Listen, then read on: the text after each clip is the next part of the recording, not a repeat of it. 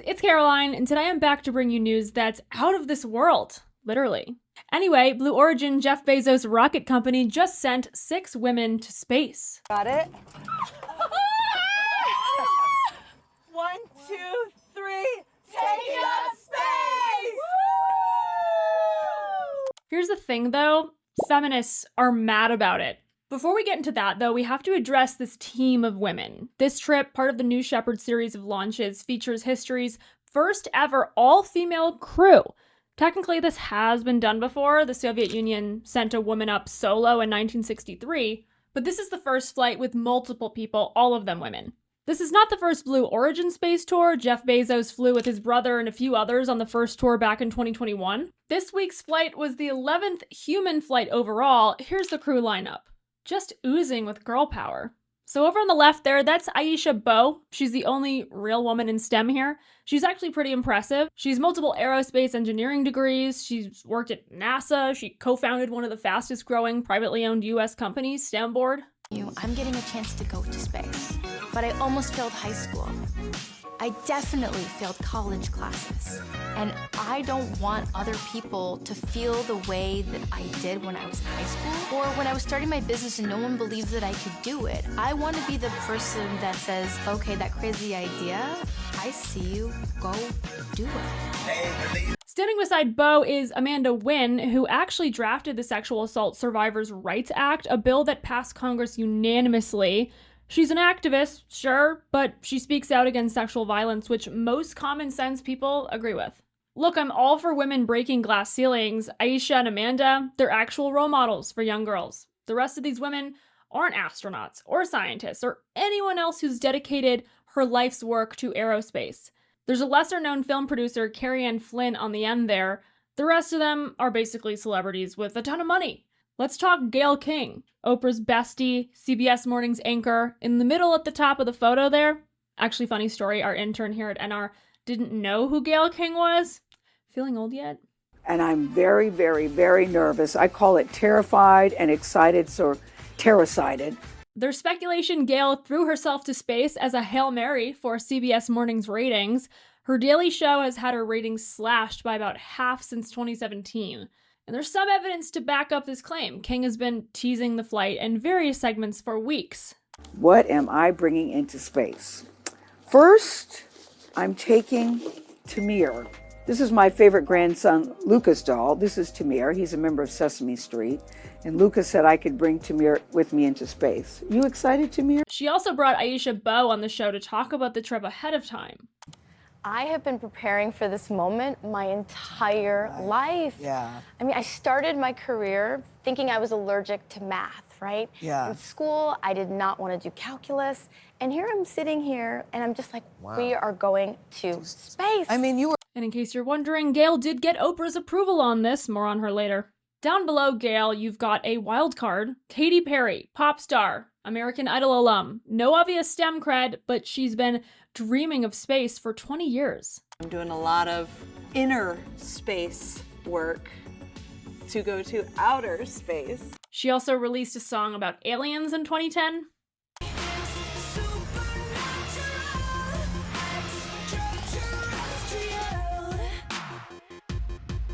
Katy Perry's interviews leading up to the launch were a tough look for the operation. In a big interview with ELLE, she let readers know that the team plans to put the ass in astronaut. Dear Lord. She also did a video interview with the Associated Press that's pure gold. You guys have to see this. I'm really excited about the engineering of it all. I'm excited to learn more about STEM and just the math about what it takes to accomplish this type of thing. A lot. I was winding down from a rehearsal the other day and I was listening to Cosmos by Carl Sagan and reading a book on string theory, and Wow. yeah, I was like going to bed. That was definitely like helping. I was like, Pythagoras, Pythagoras. But you know, I've always been interested in astrophysics and interested in astronomy and astrology and the stars. I feel like we are all made of stardust and we all come from the stars, and it'll be exciting to see them twinkle from that site, and also have such an appreciation for Mother Earth when we see it Good in that grief. way. Many people, not many, but the people that have gone have had real profound things to say and have brought down ideas that have been world-changing. I can't tell. Is she on shrooms or are these her honest, cogent thoughts? She conflated astronomy, a very serious scientific discipline, with astrology, which is low-key akin to witchcraft. So, great. We have a regular Einstein on our hands. Okay, last but certainly not least, we have to talk about Lauren Sanchez, fiance of Jeff Bezos and the leader of this girl power space crew. This is not the first time I've opined on Miss Sanchez. Roll the tapes.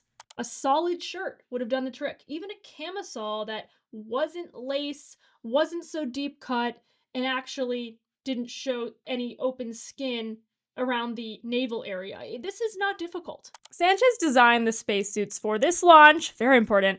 She told the New York Times that spacesuits, usually made for men, must be reimagined. Her thought process was, quote, simplicity was important and comfort and fit, but we also wanted something that was a little dangerous, flattering, and sexy. Yes, because that is totally applicable to the functionality of the spacesuit. Where's Carrie Ann?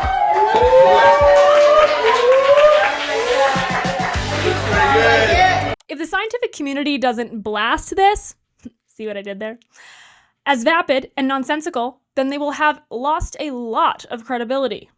She also overshared that she would wear a pair of Skims underwear on the trip. That's Kim Kardashian's clothing line. Thank you so much for this information, Miss Sanchez. How on brand of Kim to wiggle herself into this whole ordeal. A great PR move overall, though. I gotta respect the hustle. Now, I know you have questions. First, did they pay for this trip? As of now, it's unclear and unconfirmed whether the crew paid to go or perhaps were paid to go, or if it was free for them as a publicity campaign for Blue Origin and New Shepard. Usually on these commercial space flights, a ticket holder has to put down a deposit of $150,000. And as of now, the company doesn't share the total cost of a ticket. One ticket for the first flight back in 2021 sold at an auction, though, for $28 million. Virgin Galactic, a competing company, sells their tickets for $450,000, so not just anybody can hop on one of these joyrides. Okay, next question. What kind of training, if any, did these women have to go through? The crew completed 2 days of training at the company's West Texas launch site. 2 days. Jesus, take the wheel. Take the spaceship wheel. The training included practicing boarding and exiting the capsule, as well as putting on and removing seatbelts in weightless conditions, according to Blue Origin's Ariane Cornell. Megyn Kelly had something to say about the brevity of the pre-flight education. They had to learn egress and ingress. That's astronaut talk. And they had to click in and out of their seatbelts. And then the other girl going on about how after you go through an experience like that, you are more than a team. You are family. That egress and ingress and seatbelt buckling, then lying down in your Oscar de la Renta suit. For the record, Tom Cruise does more training for a Top Gun movie. Because if we're going to do it, we're going to fly in the F-18s. The aviation sequences had to be real. So our actors went through 3 months of grueling training. The Navy says if you eject, you have to be able to survive in the water. So we had to go through that challenging underwater program. But look, if this is the future of commercial space travel, maybe it's impressive that a non-astronaut can learn the ropes in such a short span of time. Let us know your thoughts in the comments below. Now, where you'd think the left would be all about sending 6 women to space, they of course had to find something to rage about. New York Times columnist Jessica Gross accuses the group of frivolity and raising awareness for the wrong causes when they should be spending their time rallying for, I don't know, contraception, universal health care, the Trump administration's cuts to USAID, and the Department of Education. Gross says, this morally vacuous space stunt should be another nail in the coffin of celebrity feminism. Scathing. What Gross is arguing is that feminism should always be altruistic. She says, whatever promise trickle-down feminism had has been completely snuffed out by the reality of celebrity behavior. This is where the left unravels. Years ago, this would have been extraordinary to feminists. Gross ends the piece.